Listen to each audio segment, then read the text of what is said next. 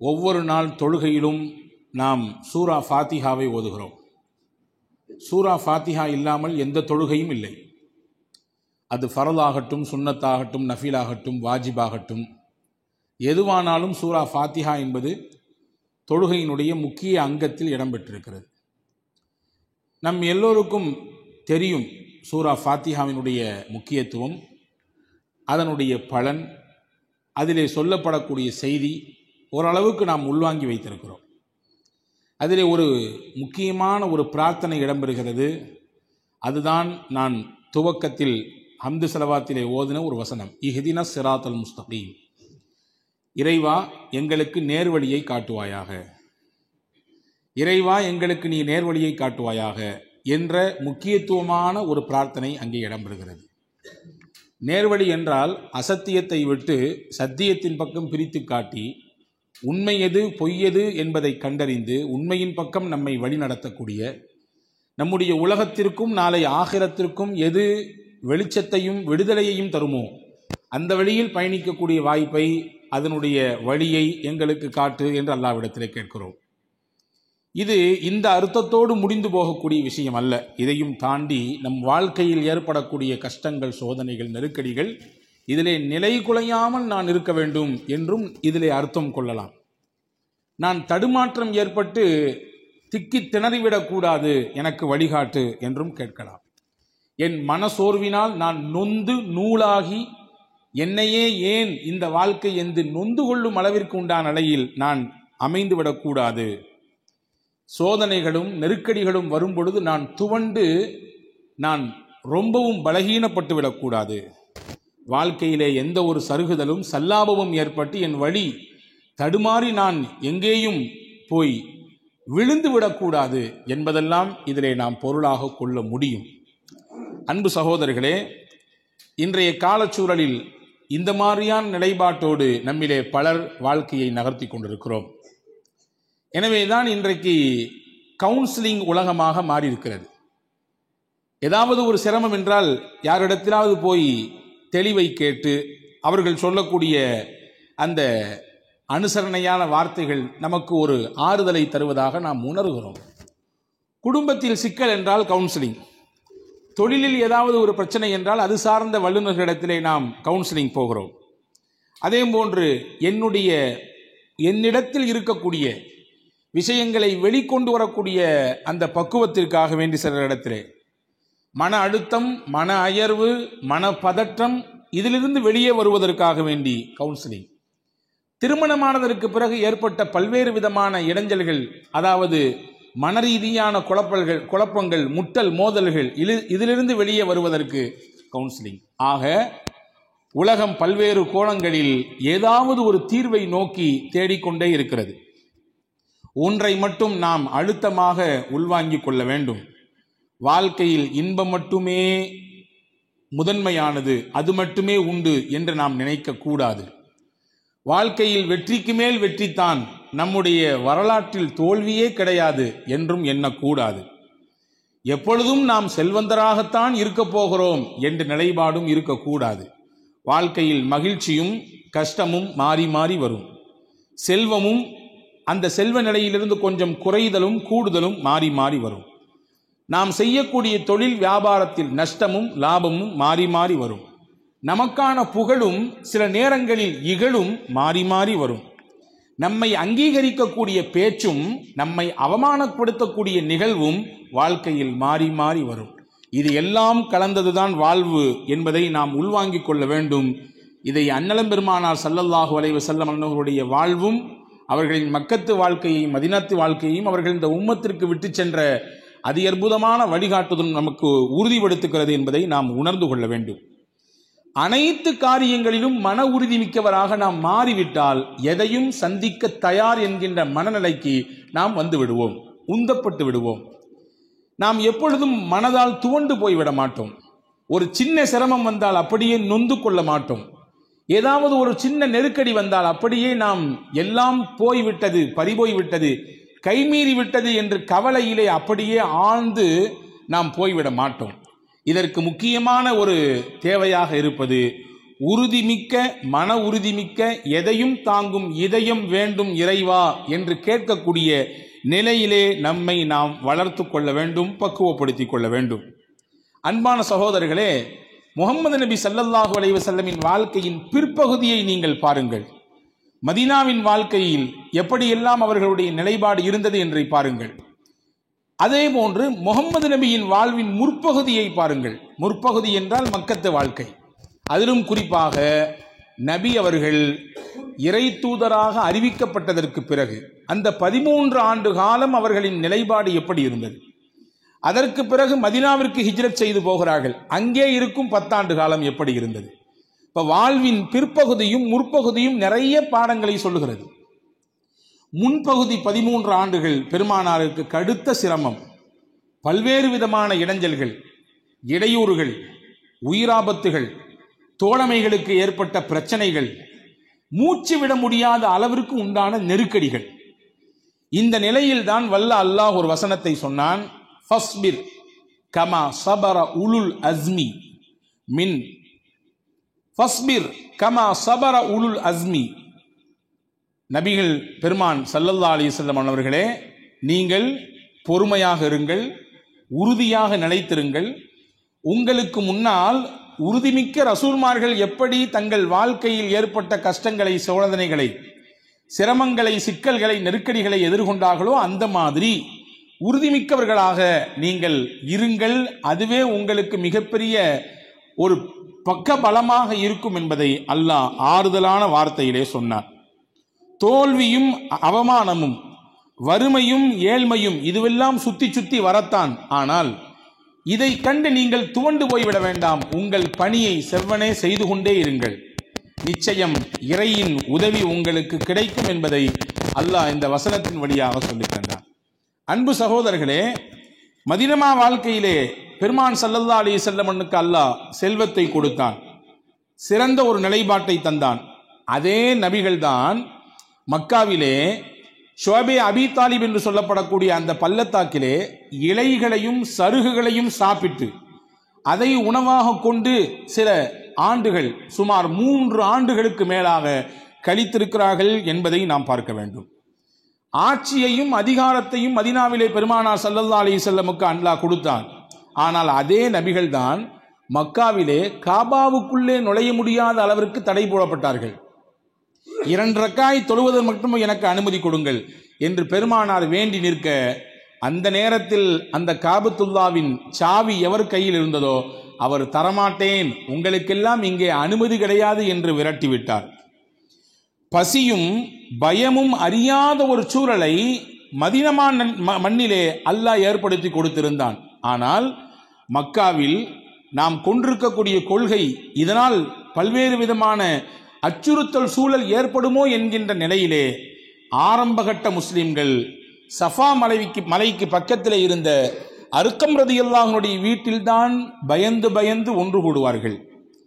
ஏனென்றால் ஆரம்ப கட்டம், இஸ்லாத்தை ஏற்றவர்களின் எண்ணிக்கை சொற்ப அளவில் தான் இருக்கிறது, எண்ணப்படுகிற விதத்தில் தான் இருக்கிறது. எனவே அந்த நேரத்தில் ரகசியமாகவும் பகிரங்கப்படுத்தாமல் மிகவும் அது ஒரு விதமான நிலையில் தான் அதை கொண்டு போக வேண்டிய சூழல் இருந்ததினாலே அப்படியான ஒரு நிலையை கையாண்டார்கள் பெருமானார். அப்போ என்றால் என்ன புரிகிறது என்றால், பெருமானாரின் வாழ்க்கையின் பிற்பகுதி வளமானதாக இருந்தது. ஆனால் பெருமானாரின் வாழ்க்கையின் மக்கத்து வாழ்க்கை முற்பகுதி மிகுந்த சிரமத்திற்குள்ளதாக இருந்தது. அதையெல்லாம் ஏற்றுக்கொண்டு மனதை பக்குவப்படுத்தி உறுதியான நிலைப்பாட்டில் நிலைத்து நின்றதினாலே அல்லாஹ் மதீனா வாழ்க்கையில் அதனுடைய பலன்களை எல்லாம் காட்டினான். அதனுடைய பயன்கள் என்னென்ன என்பதை எல்லாம் மதீனாவிலே காட்டினான். இந்த நிலைப்பாட்டோடு ஒரு மனிதர் தன்னுடைய வாழ்வை அமைத்துக் கொள்ள வேண்டும் என்று அல்லாஹ் விரும்புகிறான். அன்பு சகோதரர்களே, பல நேரங்களில் மனக்குழப்பம் நமக்கு ஏற்படுகிறது. ஏன் எனக்கு மட்டும் இந்த பிரச்சனை? ஏன் என் குடும்பத்துக்கு மட்டும் இப்படியான ஒரு சுழற்சி? ஏன் என் தொழிலில் மட்டும் இப்படியான ஒரு நெருக்கடி? ஏன் எனக்கு மட்டும் இப்படியான ஒரு இழப்பு என்று நாம் நம்மை நாமே பேசிக்கொள்கிறோம். அதிலேயே நாம் அயர்ந்து விடுகிறோம். ஒரு விஷயத்தை நாம் புரிந்து கொள்ள வேண்டும். வரலாறுகள் எங்கிலும் இதற்கான நிரம்ப பாடங்கள் இருக்கிறது. கஷ்டத்திற்கு பிறகு லேசு உண்டு என்பதை குர்ஆனும் சொல்லுகிறது, வரலாறுகளும் நமக்கு நிரூபித்து காண்பிக்கிறது. ஹஜ்ரத் பெருமானா ஸல்லல்லாஹு அலைஹி வஸல்லம் அன்னவர்கள் சில முக்கியத்துவம் வாய்ந்த பெண்களை பற்றி பேசியிருக்கிறார்கள். அதிலே ஒரு பெண்மணி ஃபிரௌனுக்கு இந்த உலகத்திலே மனைவியாக கிடைத்த ஆசியா அம்மாவை பற்றி பெருமானா ஸல்லல்லாஹு அலைஹி வஸல்லம் பேசியிருக்கிறார்கள். பெண்களிலேயே சிறந்த பெண் யார் என்பதை பெருமானார் ஸல்லல்லாஹு அலைஹி வஸல்லம் அடையாளப்படுத்தும் பொழுது, கமுல மினர் ரிஜாலி கசீர் வலம் யக்முல் மினன் நிசாஇ இல்லா மரியம் பின்த் இம்ரான் வ ஆசியா இம்ராஅத் ஃபிரௌன் வ ஹதீஜா பின்த் ஹுவைலித். ஆண்களிலே பல ஆண்கள் பரிபூரணத்துவம் பெற்றுவிட்டார்கள், மிகவும் சிறப்பிற்குரியவர்களாக ஆகிவிட்டார்கள். பெண்களிலேயே அப்படி பரிபூரணத்துவம் பெற்று சிறப்பிற்குரிய அந்தஸ்திற்குரியவர்கள் யாரென்றால் மரியம், இம்ரானின் மகள் மரியம். அடுத்து சொன்னாங்க ஸல்லல்லாஹு அலைஹி வஸல்லம் ஃபிரௌனினுடைய மனைவி ஆசியா. மூன்றாவது சொன்னாங்க ஹுவைலித் அவர்கள் பெற்றெடுத்த என் துணைவியார் ஹதீஜா. இந்த மூன்று பெண்களையும் தனித்துவத்தோடு பெருமானார் ஸல்லல்லாஹு அலைஹி வஸல்லம் அடையாளப்படுத்தினார்கள். எத்தனையோ பல சீதேவி பெண்கள் இருக்க இவர்களை மட்டும் அடையாளப்படுத்தி முன்னிலைப்படுத்துவதற்குரிய முக்கிய காரணம் என்னவென்றால், இவர்களின் வாழ்க்கையில் அவ்வளவு மேடு பள்ளங்கள், அவ்வளவு சிரமங்கள், கஷ்டங்கள், நெருக்கடிகள், சோதனைகள் இதுவெல்லாம் தொடர்ச்சியாக அடுக்கடுக்காக வந்தது. எல்லாவற்றையும் தாங்கிக் கொண்டு மலை போன்று உறுதியாக நின்றார்கள். மரியம் அலைஹிஸ்ஸலாம் மீது என்ன அவதூறு சுமத்தப்பட்டது? ஆண் துணை இல்லாமல் பிள்ளை பெற்றிருக்கிறார், அப்ப தப்பு செஞ்சிருச்சு, இந்த அம்மா தப்பான உறவு கொண்டு விட்டது என்றெல்லாம் ஊர் பேசியது. அந்த பிள்ளையை வளர்ப்பதற்காக வேண்டி அவர்கள் பட்ட சிரமங்கள், அந்த பாடுகள், இதையெல்லாம் ஏற்றுக்கொண்டு உறுதியான நிலைப்பாட்டோடு நின்றார்கள். எனவே வரலாற்றில் அவர்கள் வசந்தமாக வாழ்ந்து கொண்டிருக்கிறார்கள். ஹதீஜா ரலியல்லாஹு தஆலா அன்ஹா, நபிகளார் ஸல்லல்லாஹு அலைஹி வஸல்லம் அன்னவர்களுடைய வாழ்க்கைக்கு உள்ளே அவர்கள் வருவதற்கு முன்பாகவே 2 கணவனை நிக்காஹ் செய்து கணவனை இழந்த விதவை பெண்ணாக இருந்தார்கள். இனிமேல் கல்யாணமே வேண்டாம் என்ற நினைப்பில் இருக்கும் பொழுது முகமது நபியினுடைய செயல்பாடும் அவர்களுடைய பழக்க வழக்கமும் அவர்களிடத்தில் இருந்த உயர்ந்த குணங்களால் ஈர்க்கப்பட்டு பெருமானாருக்கு மனைவியாக மாறுகிறார்கள். மிகுந்த செல்வ செருக்கோடு வாழ்ந்த ஹதீஜா அம்மா இஸ்லாத்தை ஏற்றதற்கு பிறகு பெருமானாரின் அடையாளமாகவே மாறி போனார்கள். தன் மொத்த செல்வத்தையும் பெருமானாரின் காலுக்கு கீழே கொட்டினார்கள். அதோடு மட்டுமல்ல, காசு கொடுத்துட்டேன், மற்ற வேலைலாம் நீங்க பார்த்துங்க என்று ஒதுங்கி நிற்காமல் களம் இறங்கி இந்த சத்திய இஸ்லாத்திற்காக வேண்டி வந்த அம்புகளை எல்லாம் தாங்கி பிடித்து அதில் ஏற்பட்ட காயங்கள், அதில் ஏற்பட்ட பல்வேறு விதமான நெருக்கடிகளை சமாளித்தார்கள். கடைசி வரை நிலையாக நின்றார்கள். நமக்கெல்லாம் தெரியும், முகமது நபி மதீனாவிற்கு போய் மறுபடியும் மக்காவுக்குள்ளே வெற்றி வாகை சூடி வந்த நேரத்திலே வெற்றியின் கொடி பெருமானார் ஸல்லல்லாஹு அலைஹி வஸல்லம் கையில் இருந்தது. 8 ஆண்டுகளுக்கு பிறகு மக்கமா நகர் மறுபடியும் வெற்றி கொள்ளப்படுகிறது. வெற்றியின் கொடியை வைத்திருந்த பெருமானார் அதை எங்கே கொண்டு போய் நட்டினார்கள் தெரியுமா? ஹதீஜா அம்மா அடக்கம் செய்யப்பட்டிருக்கக்கூடிய அந்த முஅல்லா என்ற அந்த கபிரிஸ்தானிலே அவர்களுடைய தலைமாட்டுக்கு பக்கத்திலே கொண்டு போய் நட்டி வைத்தார்கள். என்ன காரணம்? என்ன சொல்ல வருகிறார்கள் பெருமானார்? ஹதீஜா அம்மா, நீங்க போட்ட விதை இப்ப வளர்ந்து விருட்சமாக நிற்கிறது. எந்த மக்கமா நகரிலே நம்மை நெருக்கடிக்கு உள்ளாக்கினார்களோ, பல்வேறு சிரமங்களுக்கும் சிக்கலுக்கும் பல நிந்தனைகளுக்கும் நம்மை ஆளாக்கினார்களோ, அதே மக்கமா நகர் இப்பொழுது நம் கையில் இருக்கிறது. அல்லாஹ் அந்த வாய்ப்பை, இந்த வெற்றியை நமதாக்கி கொடுத்திருக்கிறான். இதற்கு விதையாக இருந்தவர்களில் ஒருவர் நீங்களும். எனவே அல்லாஹ்விற்கு அடுத்து உங்களுக்கு இந்த வெற்றியை நான் காணிக்கையாக்குகிறேன் என்கின்ற பொருளில் பெருமானார் ஸல்லல்லாஹு அலைஹி வஸல்லம் அந்த செயல்பாட்டை அமைத்துக் கொண்டார்கள். அப்போ செக்கல் சிரமங்களின் சமயங்களில் உறுதியான நிலைப்பாட்டோடு இருந்தவர்களை பெருமானார் பேசியிருக்கிறார்கள். அந்த வரிசையிலே ஆசியா அம்மா ரொம்பவும் முக்கியத்துவம் வாய்ந்தவர்கள். ஃபிரௌனுக்கு மனைவிதான். நமக்கு தெரியும் ஃபிரௌன் யார்? அன ரப்புக்குமுல் ஆலா, நான் தான் உங்களின் உயர்வான இறைவன் என்று சொன்னவன். உலகத்தில் நானே இறைவன் என்று சொன்னவர்களின் பட்டியலிலே முக்கியமானவன் ஃபிரௌன். ஏனென்றால் அந்த வார்த்தையை இறைவனை குறிப்பிடுகிறான். திருக்குரானிலே அல்லாஹ்வே குறிப்பிடுகிறான், அன ரப்புக்குமுல் ஆலா, நானே உங்களினுடைய உயர்ந்த இறைவன் என்று ஃபிரௌன் சொன்னான். என்னை இறைவனாக ஏற்றுக்கொண்டவர்களுக்கு வாழ்க்கை உண்டு, இல்லை என்று ஒதுங்கியவர்களுக்கு, ஏற்க மறுப்பவர்களுக்கு நான் அவர்களுக்கு உலகத்திலேயே நரகம் என்றால் என்னவென்று காண்பிப்பேன் என்று கர்ஜித்துக் கொண்டிருந்தான். அவனுக்கு மனைவியாக அமைந்தவர்கள்தான் ஆசியா அம்மா. ஆனால் இறைவனின் நாட்டம், இறைவன் என்று தன்னை வாதிட்ட அந்த ஃபிரௌனுக்கு மனைவியாக கிடைத்தவர்கள், இவன் இறைவன் இல்லை, இவனையும் என்னையும் இந்த உலகத்தையும் படைத்த ஏக இறைவன் அல்லாஹுதான் என்று சொல்லி இறை தூதர் மூசா அலைஹிஸ்ஸலாமை ஏற்றுக்கொண்டு அதனால் ஏற்படக்கூடிய பின் விளைவுகளை எல்லாம் சமாளிப்பதற்கு உறுதி பூண்டு இருந்தார்கள். அதனால் சில பின் விளைவுகளும் சந்தித்தார்கள், கடுமையான நெருக்கடிகளை சந்தித்தார்கள். வரலாறு இதை விரிவாக பேசுகிறது. ஃபிரௌனை பற்றி திருக்குர்ஆனில் ஒரு இடத்துல வருகிறது, ஓ ஃபிரௌனுதுல் அவுதாத், முளைக்குச்சிகள் உடையவன் ஃபிரௌன் என்று அல்லாஹ் சொல்கிறான். ஏன் இந்த வார்த்தையை இறைவன் பயன்படுத்த வேண்டும் என்றால், தனக்கு மனைவியாக கிடைத்த ஆசியா அம்மாவை சித்திரவதை செய்தான், நோவுபடுத்தினான், பாலைவனத்தில் படுக்க வைத்து அவர்களுடைய 2 கையிலும் காலிலும் சிலுவையை போன்று அந்த குச்சிகளை நட்டி வைத்து வேதனை செய்வான்.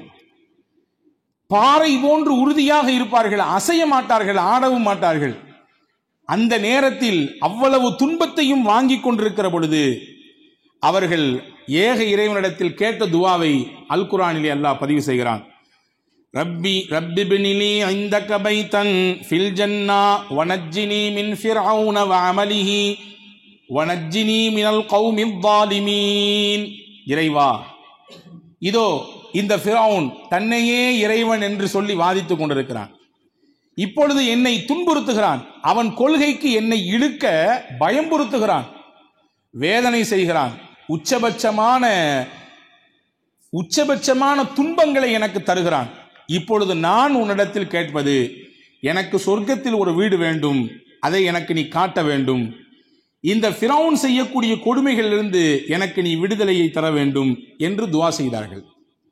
இதை அப்படியே ஹதீஸ் பதிவு செய்கிறது.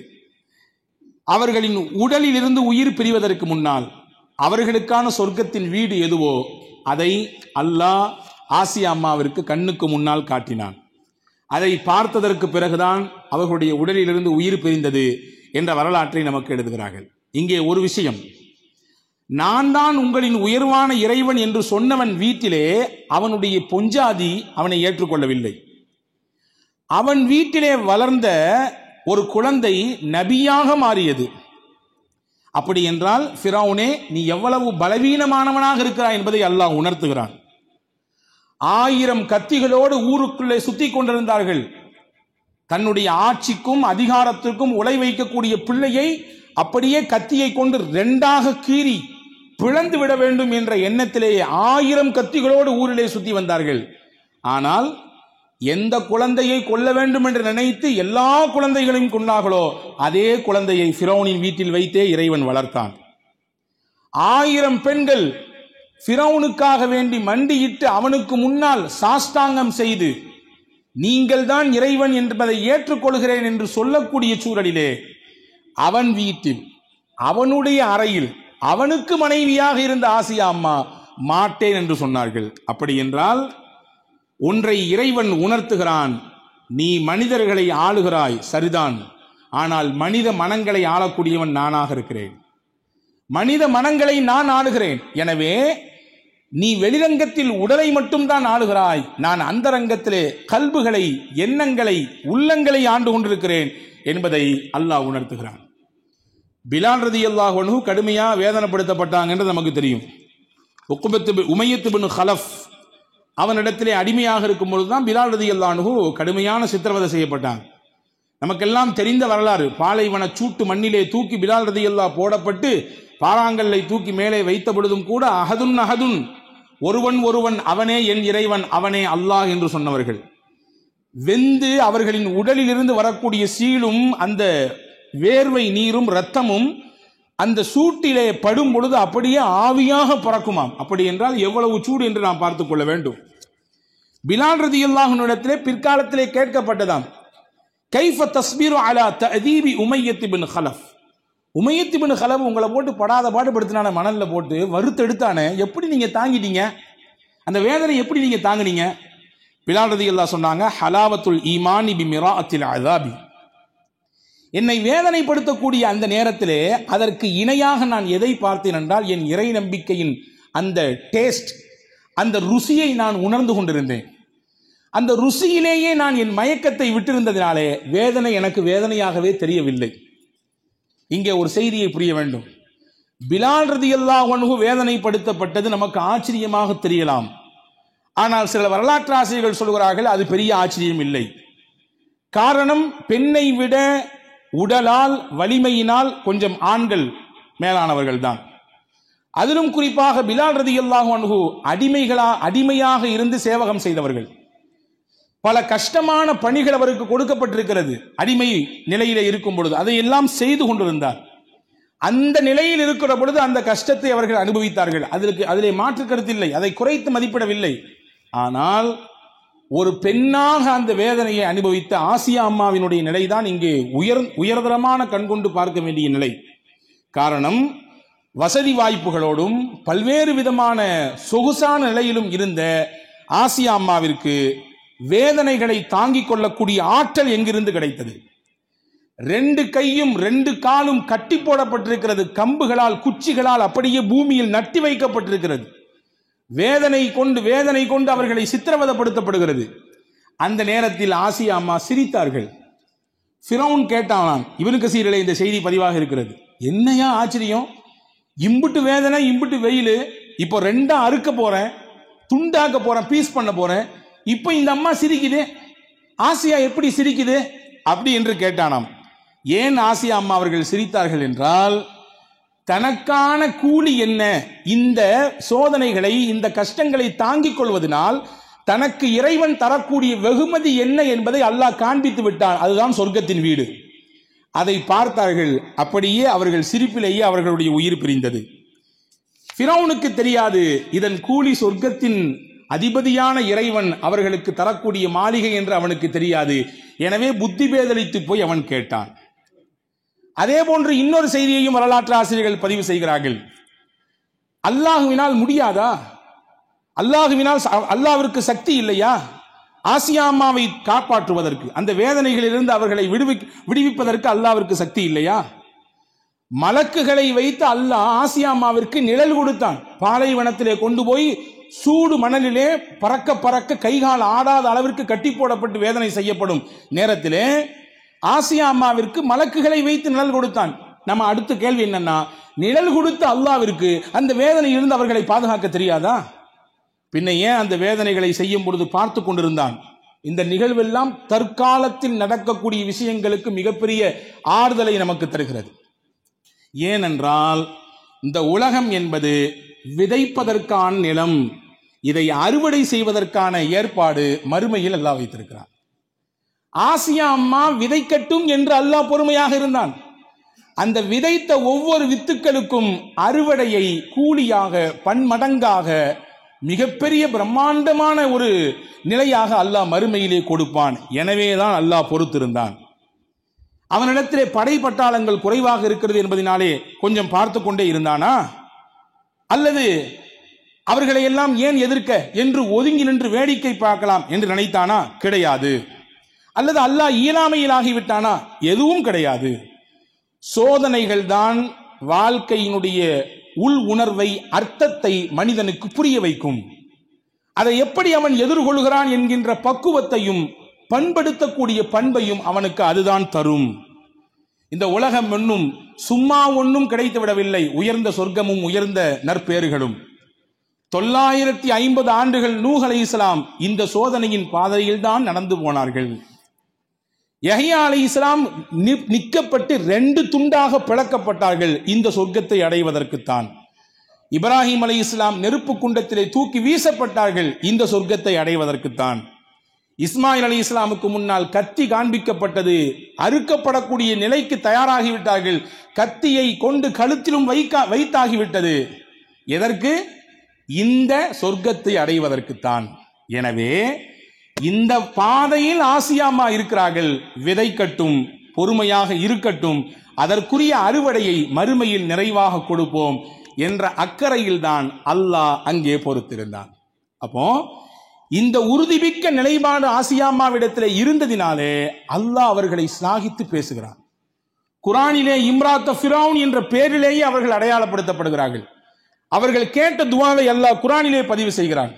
அவர்களின் உயர்ந்த நம்பிக்கையையும் அவர்களுடைய உறுதிமிக்க நிலைப்பாட்டையும் உலகத்திற்கு சொல்லும் பொருட்டு நபிகள் பெருமானார் அவர்களை பற்றி பேசுகிறார்கள். நாளை மறுமையிலே அவர்கள் எனக்கு துணைவியாக வருவார்கள், நாளை சொர்க்கத்திலே அல்லாஹ் எனக்கும் அவர்களுக்கும் திருமணம் செய்து வைப்பான் என்பதை பெருமானார் சொல்கிறார்கள். இதுவெல்லாம் எதற்கு கிடைத்த கூலி என்றால், வாழ்க்கையில் நமக்கு வருகிற சோதனைகளை கஷ்டங்களை எதிர்கொள்ளுகிற நேரத்திலே உறுதியான நிலைப்பாட்டோடு நிச்சயம் இறைவன் எனக்கு உதவி செய்வான் என்ற நம்பிக்கை தளராமல் இருக்கிற பொழுது அல்லாஹ் அவருக்கு கொடுக்கக்கூடிய வெகுமதி என்பதை நாம் புரிந்து கொள்ள வேண்டும். அந்த சிந்தனையில் தான் நம் முன்னோர்கள் வாழ்ந்திருக்கிறார்கள். சின்ன சின்ன சிரமங்கள் வந்தாலும் நாம் துவண்டு போய் விடுகிறோம். எதையெல்லாமோ கற்பனை செய்கிறோம்.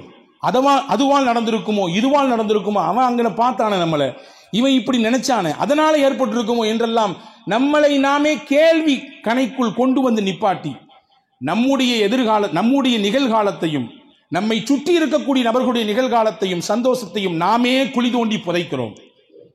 அல்லாஹ் எதை செய்தாலும் நன்மை வைப்பான் என்ற அக்கறையோடு நாம் நகருகிற பொழுது நிச்சயமாக அல்லாஹ் அதிலே வழிகளை காட்டுவான். நமக்கெல்லாம் தெரிந்த ஒரு வரலாறு கோடிட்டு காட்டுகிறேன். புகாரி ஷெரீஃபிலே இந்த ஹதீஸ் வந்திருக்கிறது. பெருமானார் ஸல்லல்லாஹு அலைஹி வஸல்லம் சொன்னார்கள், பனு இஸ்ரவேலர்களிலே ஒரு மனிதர் இருந்தார். அவர் போய் தன் தேவைக்கு கடன் கேட்டார். கடன் கொடுக்கக்கூடிய மனிதர் கேட்டார், உனக்கு யாரு சாட்சி கொண்டா அப்படின்னு கேட்டாரு. அவர் சொன்னார், சாட்சிலாம் எனக்கு யாரும் இல்லை, அல்லாஹ் தான் சாட்சினாரு. சரிப்பா, நீ இந்த கடனை கொடுக்காட்டி யாரு கஃபீல், பொறுப்பு யாரு, உன் இடத்துல இருந்து அந்த கடனை நிறைவேற்றணுமே. அவர் சொன்னார், அல்லாஹ் தான் கஃபீல், வேற யாரு கஃபீல் இருக்கா? உடனே அந்த மனிதர் கொடுத்து விட்டார். 1000 தங்க காசு கேட்டார். 1000 தங்க காசுகளை கொடுத்து விட்டார். குறிப்பிட்ட காலதவணை முடிந்தது. அந்த காலதவணை முடிந்தவுடன் இந்த கடன் வாங்கிய மனிதர் வந்தார். வந்து கடல் ஓரத்தில் நின்றார். அந்த நபரை சந்தித்து அந்த கடனை அடைக்க வேண்டும் என்ற அக்கறையோடு வந்து நிற்கிறார். அன்னைக்கு பார்த்து எந்த படகும் இல்லை, எந்த துடுப்பும் இல்லை. ஆனாலும் கொடுத்த வாக்கை காப்பாற்றணுமே, வாக்கு மீறினால் பெரும் பாவமாச்சே என்று நினைத்தவர் அங்கே ஓரஞ்சாரமாக கிடைந்த கட்டையை எடுத்தார். மரக்கட்டையை எடுத்து 2ஆக பிளந்தார். அதிலே 1000 தங்க காசுகளை வைத்தார். ஒரு துண்டு பேப்பரிலே செய்தி எழுதி வைத்தார். உங்களை நேரிட்டு சந்தித்து கொடுப்பதுதான் முறை, ஆனாலும் வாய்ப்பு ஒன்று கூடவில்லை. எனவே அல்லாவை பொறுப்பாக வைத்து, அல்லாவை ஷஹீதாக சாட்சியாக வைத்து வாங்கப்பட்ட இந்த 1000 தங்க காசு இதோ வைத்திருக்கிறேன், கிடைத்தவுடன் எடுத்துக்கொள்ளவும்.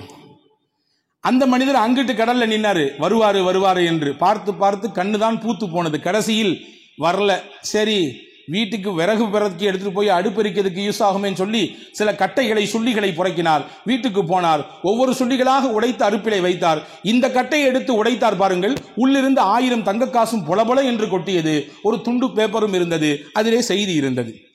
சரி, கிடைக்க வேண்டியது கொடுத்துட்டார் போல தெரியுது, எடுத்து வச்சுக்கிட்டார். கொஞ்ச நாளைக்கு பிறகு மறுபடியும் 2 பேரும் சந்தித்தார்கள். கடன் வாங்கியவர் மறுபடியும் 1000 தங்க காசுகளை எடுத்து கொண்டு வந்து, இந்தாங்கள் உங்களிடத்திலே வாங்கியது. அவர் சொன்னாரு, ஏற்கனவே தான் நீங்க அனுப்புனது எனக்கு கிடைச்சிருச்சே, இப்போ ஏன் கொண்டு வரீங்க? ஏற்கனவே தான் நீங்க அனுப்புனது அந்த 1000 கிடைத்து விட்டது, இப்போ எனக்கு தேவையில்லையே, அல்லாஹ் உங்களுக்கு நேர்வழி காட்டட்டும் என்று துவா செய்து அனுப்பினார். அன்பர்களே, இங்கே இந்த வரலாற்றை எழுதிவிட்டு இன்றைக்கு உலக புகழ்பெற்ற எழுத்தாளர்கள் ஒருவராக இருக்கிற அவருடைய வரிகளில் உலகத்தின் பல அறிஞர்கள் சொக்கி போய் நிற்கிறார்கள். அதுகம் ஷர்காவி என்று சொல்லக்கூடிய பாலஸ்தீனத்தைச் சேர்ந்தவர், ஒரு மிகச்சிறந்த எழுத்தாளர். பல்வேறு புத்தகங்களை எழுதி பல லட்சம் பிரதிகள் விற்பனையாகி ஒரு சாதனை, பல சாதனையை செய்து கொண்டிருக்கக்கூடிய ஒரு மகத்தான கல்வியாளர். ஒரு 38-37 வயதுதான் இருக்கும் அவருக்கு. அவர் சொல்லுகிறார், இதிலே பல பாடங்கள் இருக்கிறது இந்த நிகழ்ச்சியிலே. முதல் பாடம் என்ன தெரியுமா? மனிதர்கள் என்பவர்கள் ஒருவருக்கொருவர் ஒத்தாசையாக இருக்கக்கூடிய நிலையில் தான் இருக்க வேண்டும். உமர் ரலியல்லாஹு காலத்தில் ஒருத்தர் அல்லாஹ்ட்ட எப்படி துவா செஞ்சாராம், யா அல்லாஹ், நான் யாருக்கு முன்னாடி போய் நிற்க கூடாது அப்படின்னு சொல்லி. உமர் ரலியல்லாஹு வந்து கேட்டாங்களா, என்னையா நீ வந்து செய்யற துவா சரியாக இருக்கிற மாதிரி தெரியலையே, நீனே உன்னுடைய மௌத்தை அல்லாஹ்விடத்துல கேட்கிற மாதிரிலாம் இருக்குது. ஏன்னா உலகத்தில் மனிதர்களின் நிலைப்பாட்டை அல்லாஹ் எப்படி வைத்திருக்கிறான் என்றால், ஒருவருக்கொருவர் உதவியாளர்களாக இருக்கக்கூடிய நிலையில் தான் வைத்திருக்கிறான். இந்த செய்தியை இந்த ஹதீஸ் நமக்கு உணர்த்தி காட்டுகிறது. அவர் கேட்டாரு, இன்னொருத்தர் கொடுத்தாரு. ஏன்னா நம்மள நிறைய பேர் நினைச்சு வச்சிருக்கோம் கொடுக்கிறதுன்றது பணத்தை மட்டும்தான் அப்படின்னு. அப்படி இல்லை, கொடுக்கிறதுக்கு நிறைய இருக்கு நம்மள்ட்ட. நம்ம நல்ல ஐடியாலஜி நம்மள்ட்ட இருக்குது, கொடுக்கலாம் அதை. அதே போன்று நம்மிடத்திலே பொருளாதாரம் இருக்கிறது என்றால் அதை எதற்கு அல்லாஹ் வைத்திருக்கிறான்? அதனுடைய ஜக்காத்து என்ன? ஏழைகளை இரக்கம் காட்டுவதற்கு இறைவன் வைத்திருக்கிறான். கல்வி இருக்கிறது, அந்த கல்வியை எதற்கு இறைவன் வைத்திருக்கிறான்? அதனுடைய ஜக்காத்து என்ன? தேடக்கூடியவர்களுக்கும் தேடாமல் இருப்பவர்களுக்கும் கொண்டு போய் அந்த கல்வியை சேர்க்க வேண்டும். இதுவும் கொடுப்பதுதான். உங்களால் என்ன கொடுக்க முடியுமோ கொடுங்கள். ஒருவருக்கொருவர் இணைந்து அந்த கொடுத்து வாழக்கூடிய நிலையை அல்லாஹ் இதிலே உணர்த்துகிறான் என்பதாக அந்த அறிஞர் பெருமகனார் சொல்லுகிறார். அதே போன்று எண்ணம் எப்பொழுதுமே நல்லாக இருந்தால் எல்லாத்தையும் அல்லாஹ் நல்லதாக அமைத்து தருவான். வாங்கியவருக்கு என்ன சிந்தனை? கொண்டு சேர்க்க வேண்டும் என்று சிந்தனை. எனவே மரக்கட்டையை அல்லாஹ் என்னவாக மாற்றினான்? கடிதமாக மாற்றினான். கடலை எப்படி மாற்றினான்? போஸ்ட்மேனாக மாற்றினான். மாற்றினானா இல்லையா? எண்ணம் எப்படி இருந்தது? எப்படியாவது வாங்கியதை கொடுத்து விட வேண்டும். அதற்கு நாம் உரிமைப்பட்டவர். கேள்விக்குட்படுத்தப்பட்டால் என்ன செய்வது? இந்த சிந்தனையும் அக்கறையும் இருந்ததினாலே அல்லாஹ் இயற்கை சூழலை அவருக்கு சாதகமாக மாற்றி கொடுத்தான். எனவேதான் நம் எண்ணங்களை சீராக்கி கொண்டு நடப்போமையானால் எல்லாம் சரியாக நிகழும். நான் ஒரு நல்ல கணவனாக இருக்க வேண்டும் என்று ஒவ்வொரு கணவனும் நினைத்தால் அவர் நினைத்ததை போன்று நல்ல மனைவியாக அல்லாஹ் அவருடைய பெண்மணியை அவருடைய மனைவியாக்கி தருவான். நான் ஒரு நல்ல படிக்கக்கூடியவனாக இருக்க வேண்டும் என்று நினைத்தால் ஒரு மாணவன் நல்ல படிப்பாளியான கல்வியாளரை அவருக்கு ஆசிரியாக கொண்டு வந்து சேர்ப்பான். நான் நல்ல நம்பிக்கையாளனாக இருக்க வேண்டும், வாக்கு சுத்தமாக இருக்க வேண்டும், நான் யாரையும் ஏமாற்றி விடக்கூடாது, நான் யாருடைய பொருளிலும் கை வைத்து விடக்கூடாது, யாரையும் நான் எந்த ஒரு கட்டத்திலும் ஒரு சின்ன ஒரு துளியளவு அநீதம் கூட இழைத்து விடக்கூடாது என்று ஒருவர் நினைத்தால் இவருக்கும் அப்படியான ஒரு நல்ல மக்களை கொண்டு வந்து சேர்ப்பான். இவரும் ஏமாற்றப்பட மாட்டார், இவரும் நம்பிக்கை மோசடி செய்யப்பட மாட்டார், இவரும் துளியளவும் அநியாயம் செய்யப்பட மாட்டார். அல்லாஹ் கொண்டு வந்து இணைப்பான். இப்ப இணைக்கும் பாலம் எங்கே துவங்குகிறது? எந்த மனிதருடைய உள்ளத்தில் இப்படி உயர்ந்த சிந்தனை வருகிறதோ அப்படியான சிந்தனையில் உள்ள மக்களை கொண்டு வந்து சேர்ப்பான். எனவே நல்லதை நினையுங்கள் என்பதை இந்த வரலாறு சொல்லித் தருகிறது. ஆக நம்முடைய நிலைப்பாடு கஷ்டம் ஏற்படுகிற பொழுது எதையாவது ஒன்று கிடக்க ஒன்று நினைச்சா கடைசியில் ஒன்று கிடக்க ஒன்று தான் நடக்கும் என்பதை நாம் இந்த நிகழ்வுகளின் மூலமாக எல்லாம் பார்க்கிறோம். எனவே வல்ல அல்லாஹ்விடத்திலே நமக்கு ஏற்படக்கூடிய சிரமங்கள் கஷ்டங்களின் சமயத்திலே உறுதியான மனதோடு வல்ல அல்லாஹ்விடத்திலே துஆவின் வழியாக போராட வேண்டும். ஹதீஸிலே வருகிறது, சையதுனா அப்துல்லா இப்னு அப்பாஸ் ரலியல்லாஹு சொல்கிறார்கள், சஹீஹுல் புகாரிலே வந்து இருக்கக்கூடிய ஹதீஸ், பெருமானார் ஸல்லல்லாஹு அலைஹி வஸல்லமுக்கு கவலை, கஷ்டம், நெருக்கடிகள், சோதனைகள், பயம், பதற்றம் இதுவெல்லாம் வந்தால் என்ன செய்வார்கள்? இதா ஹஸபஹு அம்ருன், பெருமானாரை ஒரு விஷயம் கவலைக்கு உட்படுத்தினால், கஷ்டத்துக்கு உட்படுத்தினால் பெருமானார் என்ன சொல்வார்கள்? 3 வார்த்தைகள் சொல்வார்கள். இதுதான் இந்த பயானினுடைய செய்தி. உங்களுக்கு கவலையிலும் கஷ்டத்திலும் சோகத்திலும் நொந்து கொண்டிருக்கக்கூடிய மனிதர்களுக்கெல்லாம் பெருமானார் கொடுக்கக்கூடிய ஆறுதலான வார்த்தை. ரசூலுல்லாஹ் கஷ்டப்பட்டா சிரமம் வந்தா என்ன சொல்லுவாங்க? லா இலாஹ இல்லல்லாஹுல் அதீம் அல் ஹலீம், இது ஒரு வார்த்தை. லா இலாஹ இல்லல்லாஹு அல் அதீம் அல் ஹலீம், இது ஒரு வார்த்தை. அடுத்து சொல்லுவாங்க லா இலாஹ இல்லல்லாஹு ரப்புல் அர்ஷில் அதீம், இது 2வது வார்த்தை. 3வது சொல்லுவாங்க லா இலாஹ இல்லல்லாஹு ரப்புஸ் ஸமாவாதி வல் அர்தி வ ரப்பில் அர்ஷில் அதீம், இது 3வது வார்த்தை. அப்துல்லா இப்னு அப்பாஸ் ரலியல்லாஹு சொல்றாங்க, இந்த 3 வார்த்தையும் திருப்பி திருப்பி சொல்லிக்கிட்டே இருப்பாங்க.